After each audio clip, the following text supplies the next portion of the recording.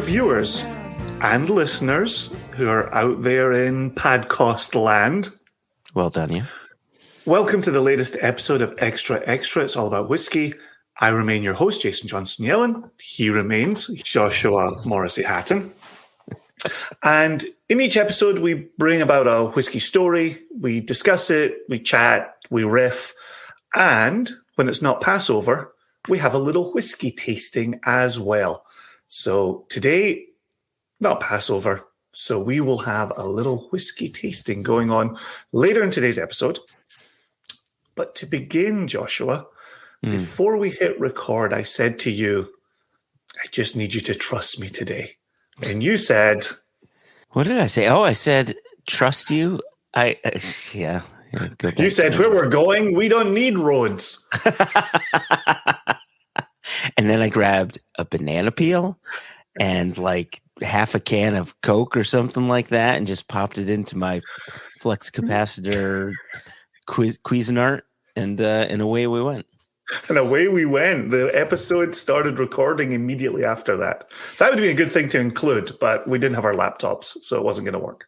Well, what you told me is that you had a surprise topic. And I said that I'm very excited. So here we are, Jason's surprise topic. That's some random capitalization in that topic. Wow, look at that. No, you have to capitalize excite. That's not random. Excite. That's very purposeful. Very excite. Yeah, okay. Just capitalize the whole damn thing. And so here we are at Extra Extra. And I'm looking around the whiskey world and I'm seeing South Korean millennials and older Gen Zers have increased first quarter imports of whiskey, UK and US. Okay. You know, it's a big story, right? I'm seeing Hamza Yusuf, who is the new First Minister of Scotland, getting ready to talk to the British Prime Minister and saying, look, let's be kind to duty. Let's go easy here. Let's take care of the people of Scotland. The SWA joining in, similar things. Nice. Okay. I'm seeing Bob Dylan opening a distillery in Kentucky to go along with his Heaven's Gate brand. I'm seeing Elvis Whiskey launching a peanut butter flavor whiskey, right? Peanut butter and banana? I'll be honest. Constipation? I'll be honest. I didn't click beyond the headline because I didn't want to know the answer. Yeah. But here's what I was thinking to myself. You and I were deep into a whiskey conversation on Friday. So before the weekend started, here we are on the other side, recording this on the other side of the weekend. We were deep in a whiskey conversation. And I was thinking to myself, our listeners are whiskey drinkers. And you and I thought we're having a conversation about something that is pertinent to whiskey drinkers. So while the South Korea story is a big one, and we'd be having a fine time talking about it, and while the potential increase on duty in the UK for whiskey is potentially a big one, or we could get into, we've touched on it before, which is celebrity endorsements and what that means for whiskey. There was one tiny story from last week that I thought would be a good jumping off point for us to return to the conversation we were having just between the two of us at the end of last week. Okay. And the story in the spirits business was about Weems launching a blended malt. You and I were having a very real conversation. Again, just between the two of us, like no cameras, no recording, no audience. We were just chatting about this and what we thought. And I thought that would be a great conversation for us to return to and actually get it on wax or on video, whatever the medium happens to be. Okay. So let me frame this, just since we're using the Weems piece as a jumping off. There's 3,000 bottles of this blended malt, and it was finished in Madeira casks. And I want to begin where you and I were the other day, which is, do you see a future for blended malt? What do you think the current lay of the land is for blended malt? I will also say the reason I want us to cover this in extra is I would seriously like to hear from the viewers in the YouTube comments below. Because one of the things you and I were trying to get at the heart of the other day was, is there an audience? Where are consumers on this? What are consumers thinking about this? So please, comments below. Joshua, my question to you remains, what do you think? What are you seeing in the world of blended malt? You know, I was thinking about that conversation over the weekend and trying to wrap my head around what I actually thought and how I think it would play out. Because what do I actually think? I do actually think that we will see more and more blends, be they blended malts or just blended Scotch whiskey, so malt and grain. And I think that's an inevitable thing. And I was trying to parse out what that would look like. Because consumers don't come to it, right? Companies have to make it. Companies have to assign their marketing teams tasks to get the consumer excited about the idea of blended malt. And so there are many scenarios in which I think this could work. Here's how I thought about it. Now, you know, sometimes I like to connect dots, and sometimes those dots are quite far from one another, and sometimes they're a little close. You would call that tortured, and I would just say, well, just follow me. Just follow me. James. I would call it tortured. That is well said, sir. Well, I was thinking back to 2016, 2017, somewhere around there. I could have the dates wrong. But it was around the time, that Impex started bringing in whiskeys from Oishi and Fukano. And until that happened, the idea of a rice whiskey made no sense to anyone. In fact, you know, if you rewound the clock to the early 2000s, people would say, what, Japanese whiskey? What is that, made from rice? And they would say it in the pejorative. We've brought this up many times. My point is, since 2016, 2017, here we are in 2023, on the heels of Oishi and Fukano, there are a few dozen different rice or rice and barley or, you know, different types of grain whiskeys coming in from Japan that are also produced with koji in the fermentation.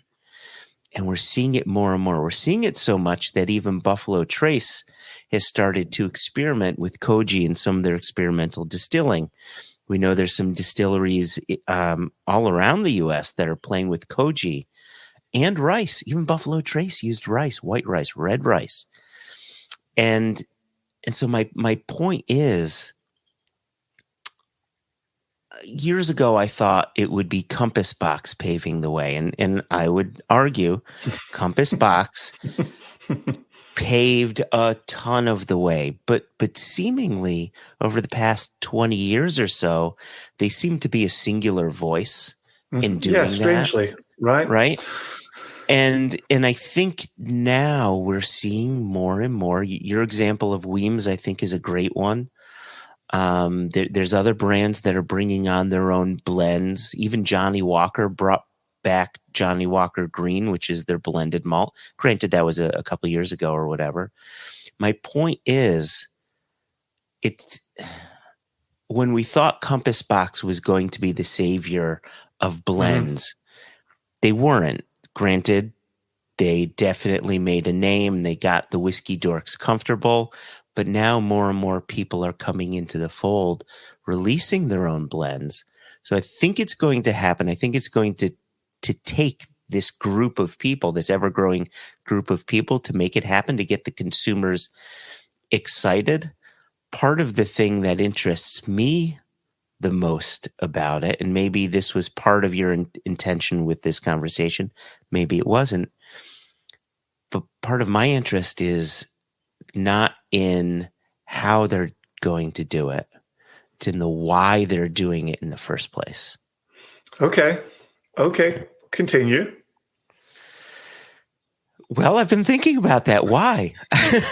It's more and more you're seeing it. Now, again, I'll throw on the Impex cap one more time after Oishi and Fukano, and I'll say, under the Glenallachie banner, you've got the McNair's, which is a blended malt.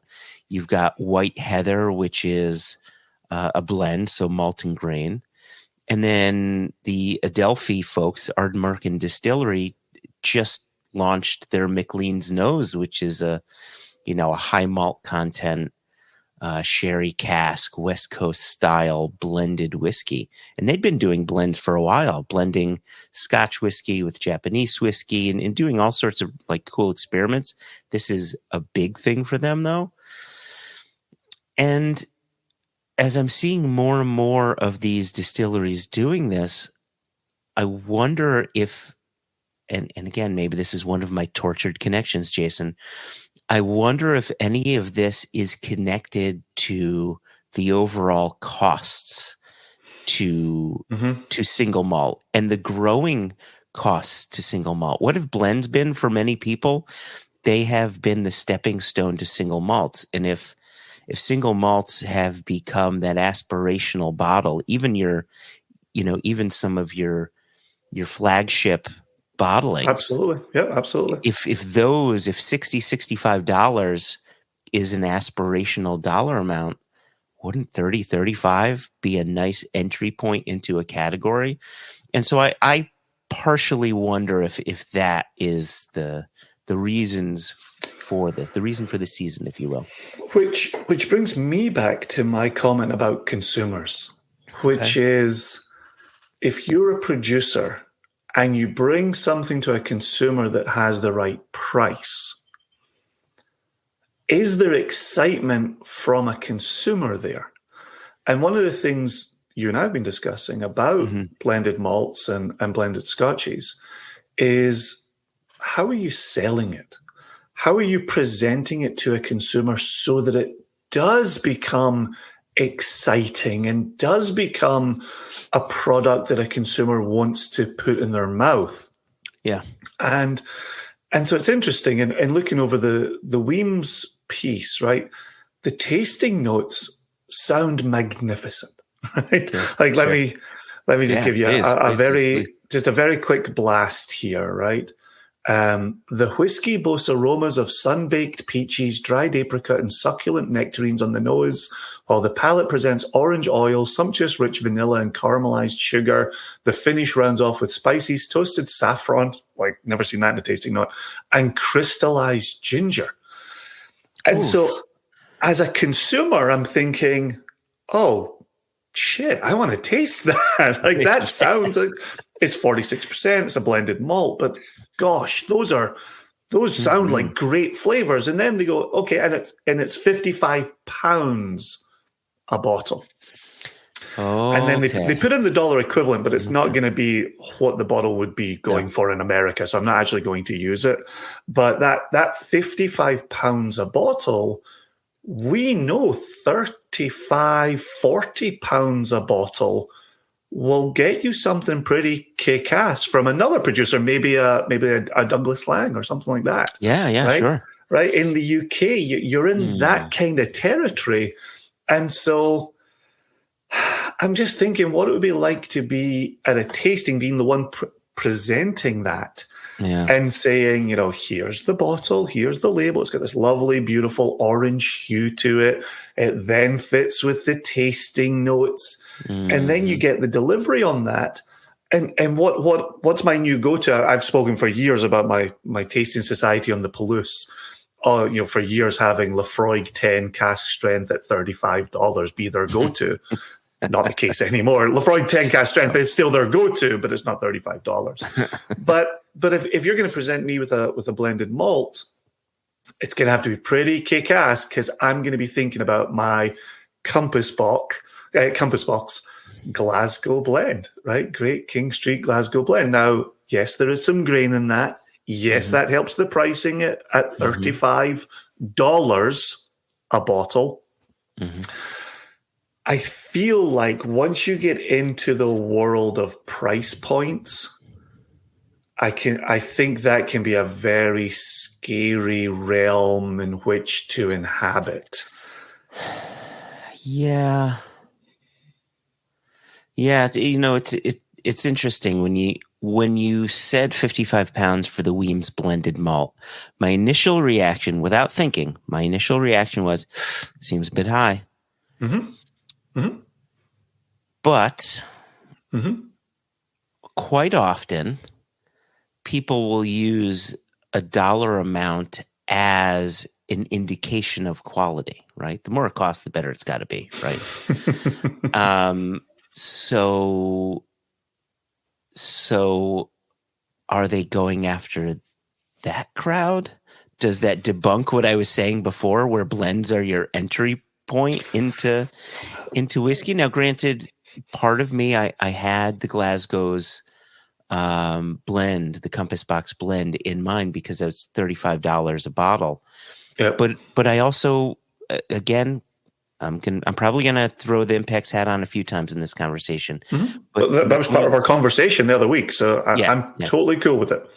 But it makes me think of McLean's Nose, which is the name of the Ardnamurchan blend or the Adelphi blend, and that's going to be $35 a bottle, 46%.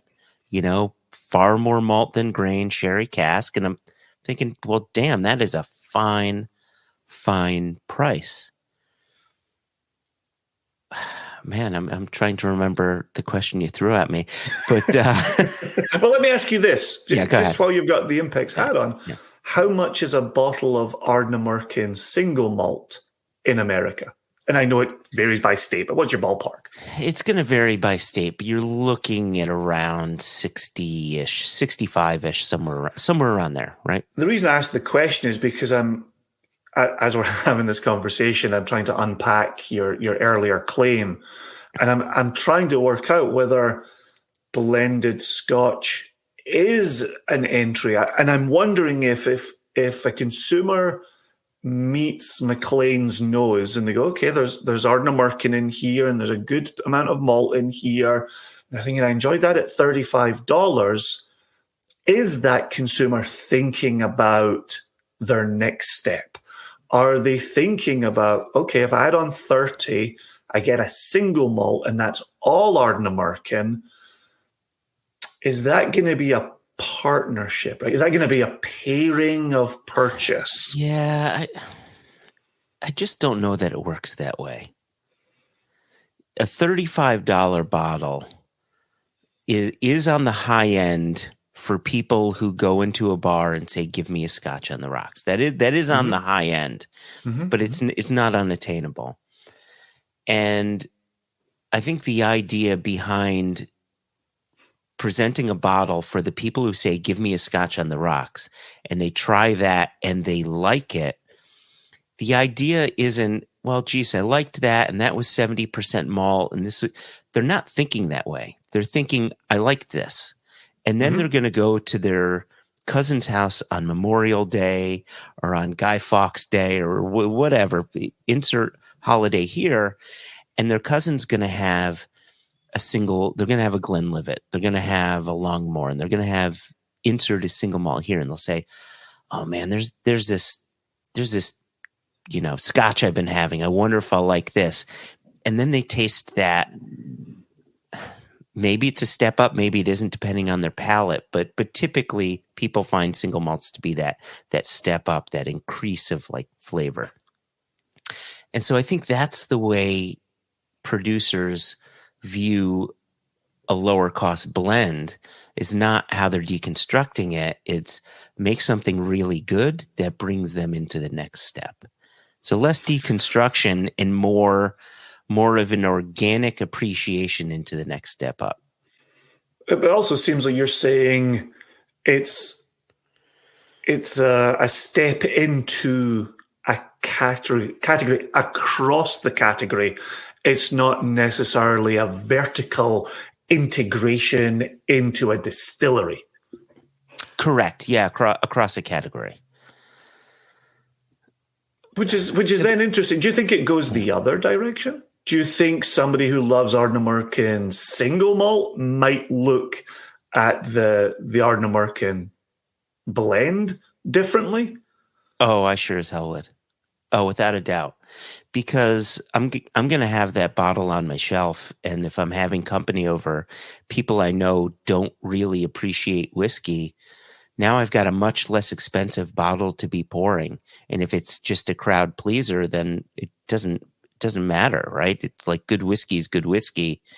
I don't need to be pouring my $100 bottle of X to someone because to them it's just good whiskey. They're not going to differentiate between this good whiskey and that good whiskey. In a social setting where you've got a glass and conversation is the focal point and not whiskey. Sure. Yeah. No, absolutely. I'm also curious, and this again comes from something you and I have talked about previously, which is we think there's a natural hesitation amongst single malt, single cask drinkers for blended malt. And I think we can safely say there's a portion of the nation who have embraced single cask blended malts that we have put out, right? Our Isla blended malt just absolutely crushed because it says Isla front and center, right? Yeah. And it was crazy delicious. So again, we're always talking about these individual pockets of consumers, and they may not even exist in the consumer world. But we think there's a natural hesitancy with blended malts, with that title. Do you think that will go away? Do you think there's a way for that to go away? Do you see that softening? There's a good word for you. Do you see that softening? Look at you with words. It's an interesting point. You know, we talk about I was going to say the industry being cyclical, but I think the world is cyclical. But it can be difficult to be looking backwards. So what I'm trying to say is up until the 80s, it really was the 80s that brought out single malt as the next step up. And once the Scotch whiskey industry did that, I wouldn't say there was no turning back. I mean, blends still absolutely still dominate, right? It's still 88-90% of the overall sale of Scotch whiskey. But I would argue those that just drink a blend, that just want Scotch on the rocks, have an understanding in the back of their heads that Macallan 12, that's the aspirational one, right? Or Dalmore, whatever, right? And so even though those that just stick with blends may continue to stick with blends, they have this understanding that single malt is really, that's the elitist whiskey, if you will. My point is, before that, it was blends was where it was at. I remember having a conversation with Chris Mabin, years ago, and Chris Mabin, who's now with Elixir, he was with Compass Box, and he gave us a history. He was on our podcast, and he talked about how blends were considered the elite whiskey. That's where it was at. And you respected the blender for creating that luscious yet soft, gentle whiskey, because malt was for the Highland Scots people. Those are for the animals up there, while we English folk enjoy this soft blend. You know what I mean? And so, and then when the mid 80s came around and single malt became what single malt is, can we return to something that's close to blends being a bit more sought after. I don't know that we can get there given this modern sort of internet age, but I think we can get to a point where maybe a percentage point or two more can come back to blended. Whew, that was a tough series of words to string together. I think you pulled it off, though. I'm not even going to throw around the word tortured. I think you pulled that off. But it does come back to something you were saying earlier, and I liked it when you brought up about the Koji rice whiskey coming in, Oishi Fukano coming in, because part of our conversation previously was the success of marketing and the successful marketing of single malts and of age statements. And I feel like there's some unpacking to do around blended malts, right? And there's this, you asked this very question, right? Why did you do it? Why did you want to bring this blended malt or blended scotch to the marketplace? And I think there's one leaning, which is, oh, it was a delightful set of flavors and they wanted me to taste these flavors. And there's another leaning that says, oh, they wanted to offer me a cheaper product that I would go to a store and pick up. And maybe it's both. I'm learning this as I get older. Maybe it's both, right? It doesn't need to be one or the other. But there needs to be some backing behind blended malt, even blended scotch, and what can be done in that category. And we're back to this word again. Stories need to be told, but not, again, marketing bullshit stories, but genuine flavor, taste stories, right? Maybe some history. Maybe here's where this category used to be. Here's a category we can return to and dip a toe back into. Was it, and I'm trying to think while I'm asking the question, was it the case that distilleries would be known at the same time for a blended malt or a blended scotch? Because I'm leaning towards probably not, right? Can you rephrase that question? Yeah, so I'm playing around with this idea that here comes Ardnamurchan, and Ardnamurchan's going to tell us about the Ardnamurchan scotch, blended scotch that contains Ardnamurchan. And I'm trying to think, when there was Ballantine's and there was White Horse, right? I have a perfect example, Jason. Yeah, go. What when you go to the Craigellachie distillery, what's on there? Indeed, the very large lettering of Dewars. Indeed. It's right, and that's them pointing out that Craigellachie plays a massive role in the backbone of their blend. Diageo would highlight Cardew in one of their Johnny Walker labels, right? Johnny Walker 18 famously had Clynelish as the backbone. So I think it is a way for these companies to highlight the malts within their blends. I think there's a smart way of doing that. And that gets to what you were saying before when you asked the question, is this Ardnamurchan's way of getting the Scotch drinker into Ardnamurchan through their blend? And maybe it is. Maybe that's an entry point. And if Craigellachie is the example, and that's what we're going to be drinking in a little bit. I was going to say, I think a little bit has become now.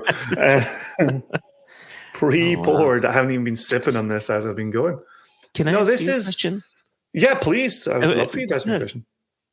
Okay. Did you have something in the chamber you needed to ask me before you handed the reins? No. I just didn't want us to give up on our current conversation just because we moved on to a single malt. Oh, no. So yeah, if you've got a question for me, fire away. I do. Do you think about the differences between blended malt and blended squash? Blended squash. Have you had any blended squash before? I do. I actually do. Robinson's Special R, apple and blackcurrant. is a blend of apples and blackcurrants. Absolutely. Yep. You have spoken to a strength of mine, Joshua. This is a good question. But, in some ways, people will use the word blend in the pejorative, no matter what it is. And both you and I you and I know very well that blended malt is often just as good as single malt, sometimes even better than some single malts. And blended Scotch can also do magic things. Sure. There's no doubt about it. But do you think that there is a strength of blended Scotch over blended malt, or vice versa? When it comes to introducing the category of a blend to the consumer, how are they using that to bring the consumer in? Yeah, I most certainly have an answer ready to go there, because I went up the ladder as a younger gentleman, and now I'm investigating coming down the ladder. And while I was at the top of the ladder, yeah, I was a single malt snob, no doubt about it. Right? I grew up, and I've said this literally a million times. Grew up, glue up. That was Southwest Scotland. If you weren't huffing glue, you were not living. It was first the blended squash and then the glue?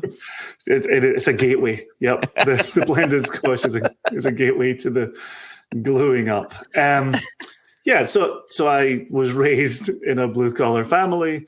It was plastic jug, cheapest chips, raw gut. Then it became the good blended Scotch. That was the aspiration. Nobody was talking blended malts in my family. Nobody.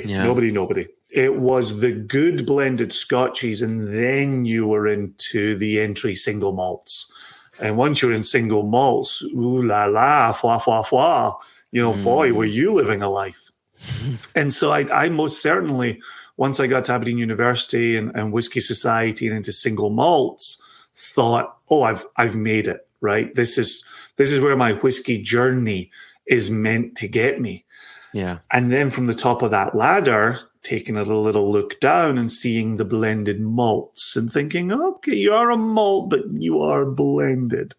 And then beneath the blended malts, seeing the blended Scotchies and thinking, there's some grain in you. There's some column still distillate at a young age in you. And so, wow, really, we're a snob. 100%, absolutely. I wasn't even drinking rum or bourbon or rye, like single malt snob through and through. Yeah, there you go. And so, as you rightly said at the beginning of this, compass box, right? It's like, ooh, artisan. Okay, doing something different. I will say I started out having more interest in blended malts from Compass Box than blended Scotchies from Compass Box. So I definitely think blended malt still has a higher cachet than blended Scotch. Did an airplane just land in your office there? Isn't that tremendous? That isn't even that close to me. That's the air brakes of an 18-wheeler coming too hot into a 90-degree turn that Jason, brings it onto my street. We call that a Jake brake. Oh, interesting. I've never heard that. Jake brake? Yeah. And now it's gone from one straight 90-degree corner. Now it's going down the other straight. I can hear it blasting along. So there we go. I tell you, 18-wheelers and horse and buggies. We see it all here in rural Virginia. So yes, to answer you, Joshua, there is definitely a cachet to blended malt. And I think there is work to be done to then open the doors further for blended Scotch. And any time I hear the word blended Scotch, I think Johnny Red. And I remember being on a plane And I was early on in my single malt journey thinking, oh, this is the bee's knees. This is where I'm meant to be. I remember being on that plane and they didn't have single malt. And so I got a Johnny Red. And I remember having that. And I remember distinctly thinking to myself, this is why we drink single malt, right? It was a completely different experience. Yep. Just completely, right? It's like we've always said about the word whiskey being used around the world, and suddenly you go, "Ooh, I don't like bourbon very much," right? Like, yeah, but bourbon isn't meant to be single malt Scotch, right? It's right. I know they both use the word whiskey. It's a completely different grain bill. It's a completely different process. Yeah. It's a completely different product, right?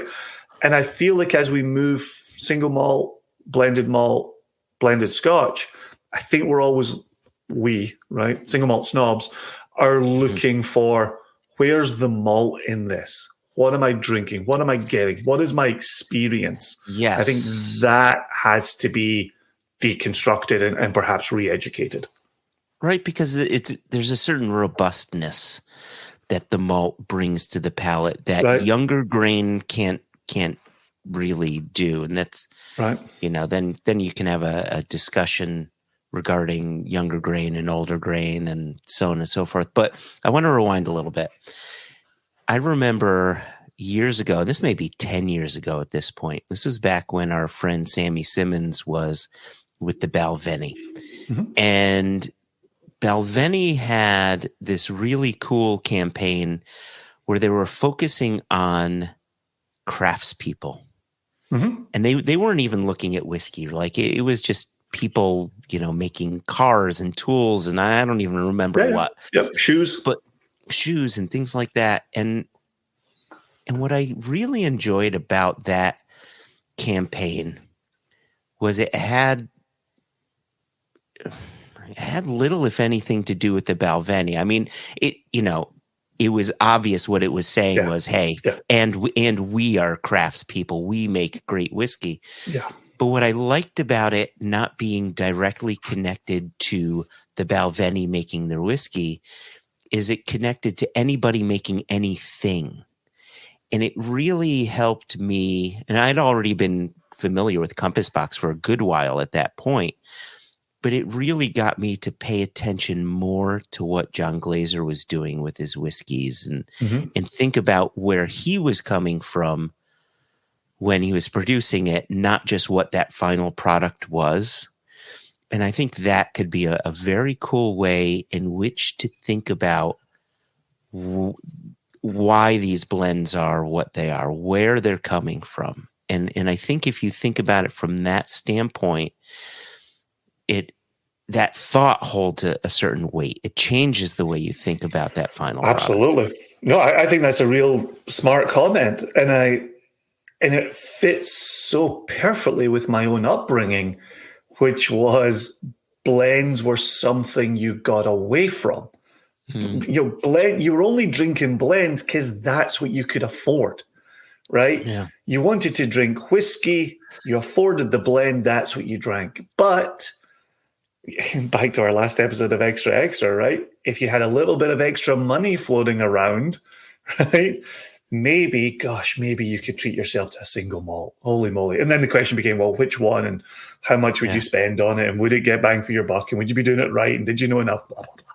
So to have an entire upbringing that is you only drink blends because that's what you can afford, it's hard to then return to that arena and say, oh, I'm actually here to explore flavor. And I think that's part of the messaging, right? Yeah. And, I like that. Yep. Right. And getting away from, they're only offering me this blended malt, blended Scotch because it's cheaper than the rest of their offerings, right? And I think that's the success of John, is it's never felt like John Glaser at Compass Box was offering up something to take money out your pocket. It always, and this could be rightly or wrongly, right? Please comment below. Please write in if you're listening on the podcast.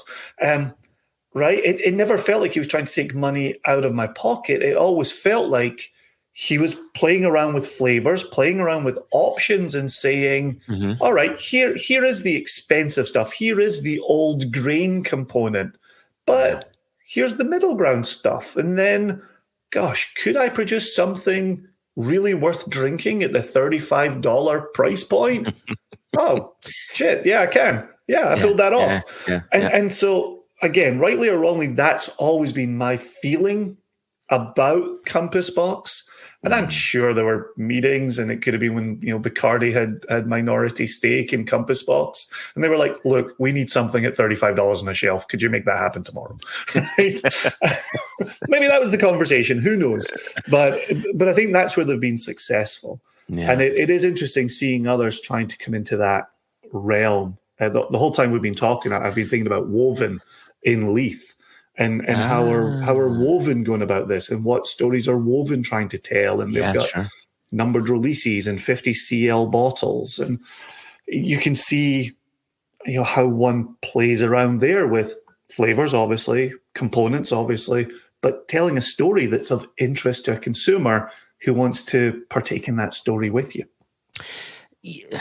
Another great example, and I'm gonna invoke the name of our good friend Ollie Chilton, is the new Elements of Isla range, where you've got 3 core products that are blended Isla malts. And that's a great addition, right? And here we are back to what are the reasons for that? I'm sure there's all sorts of reasons for that, but when I say that, I mean creating blended Isla malt, knowing the cost of Isla casks. I'm sure there's a monetary reason for that. However, we know Ollie, and we know that he is a chaser of flavor, just like we're a chaser of flavors. And I say this without my Impex hat on. Those new Elements of Isla blended malt are smashing. They are fantastic. No doubt about it. Yeah, they're so expertly made and so satisfying for the true Isla fanatic. And I think that, just like plenty of Compass Box examples, just like I'm sure there's many other examples that we're not even thinking of right now, is a good example of blending can be magic. It just can be, right? Yep. So, if blending can be magic, and if Weems can put blended malt into Madeira and it can be magic, what about the Hanukkah gift that I got you, that we have got in our glasses this day?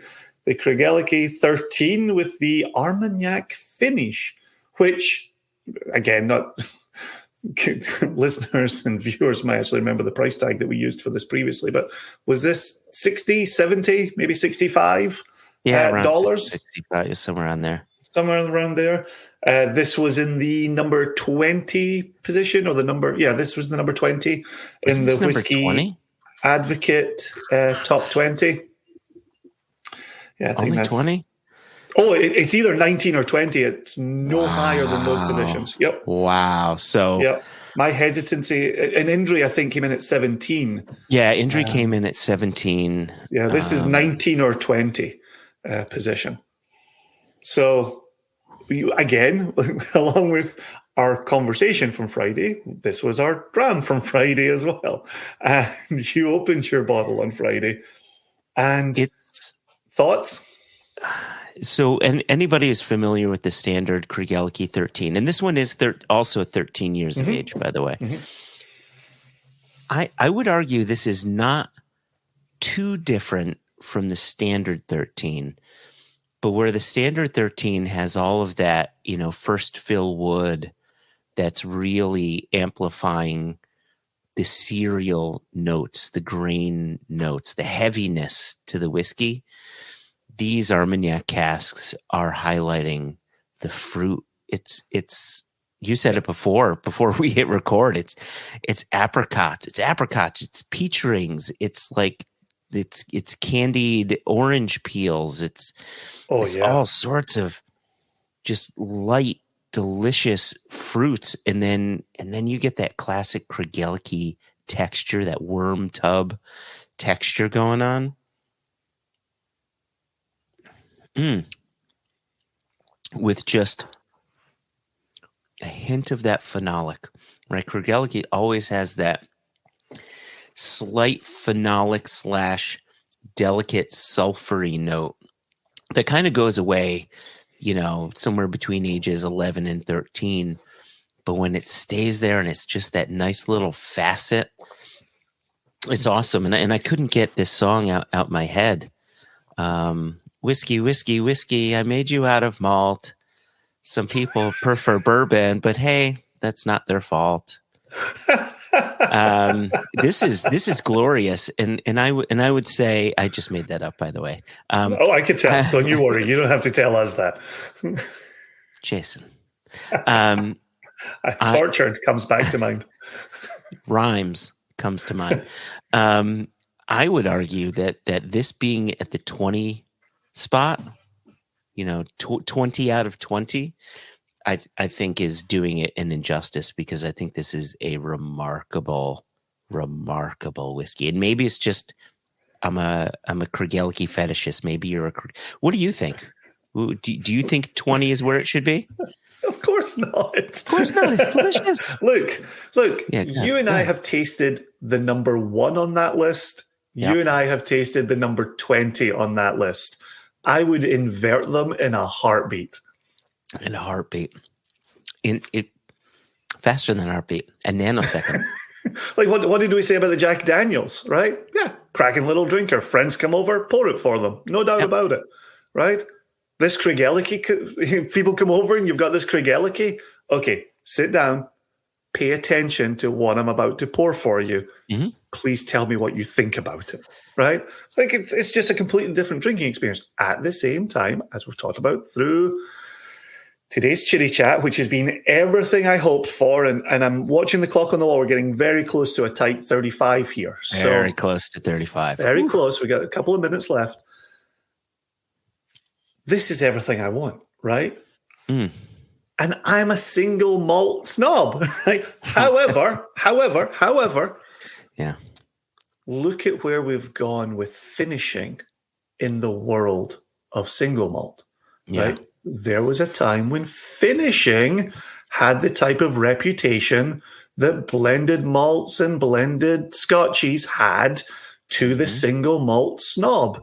Now we completely accept it. It's just a part of it. Yeah, give me a different flavor. Yeah, add to the lineup. Yeah, give me something else to explore. Give me something else to buy, right? To the point where you can be at a festival or at a tasting, or insert scenario where you're pouring whiskey for people here. It's become the vernacular where people like, oh man, I really like the sherry finished ones. I like the Madeira finished ones. I like the rum finished ones. And I find myself more often than not saying, well, actually, that's not a finish. This is a full maturation. Like, oh, wow. Like, but sometimes it's like, oh, wow, they don't even care. They just like the finishing. Like it went from like, oh, finish to like, ooh, a finish. Yep. Right. It's and how long did that take? Yep. 10 years, 15 years. Right. And so how long will this journey of blends take? But here's a question to get us out of here. And then I'll give some email addresses here. Are you excited to take a blended malt and or blended Scotch journey? Yes. Yes, I am. I am, because I tie it back to the reason I'm into independent bottlings.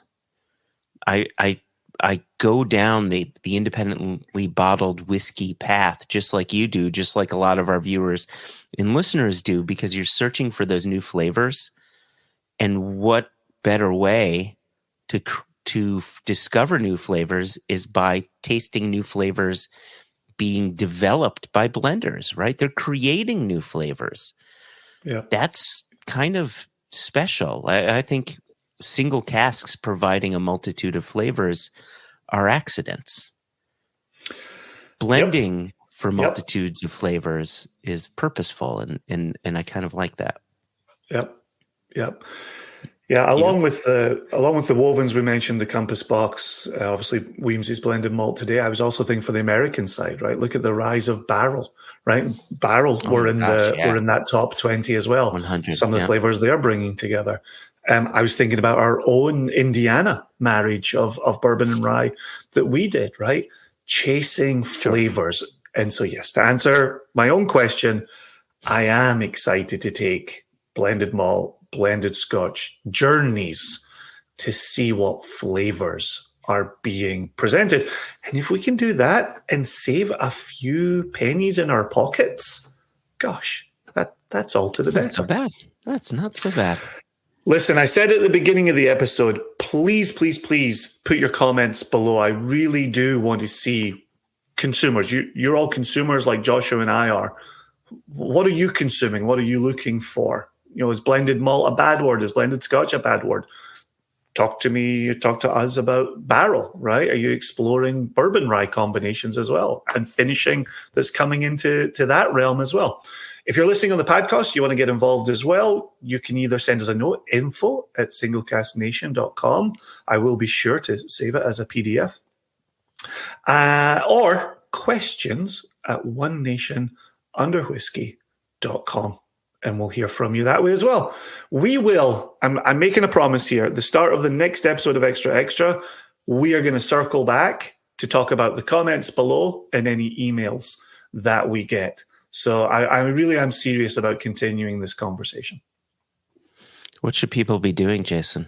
Smashing that subscribe button below. And apparently ringing the bell. And ringing the bell. What is ringing the bell?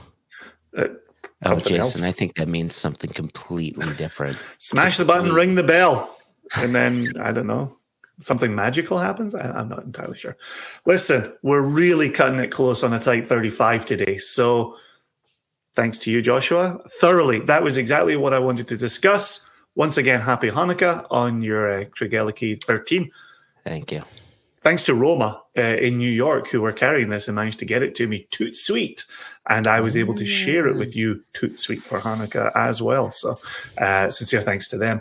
And until next time, Joshua, we will get out of here by saying peace. Peace.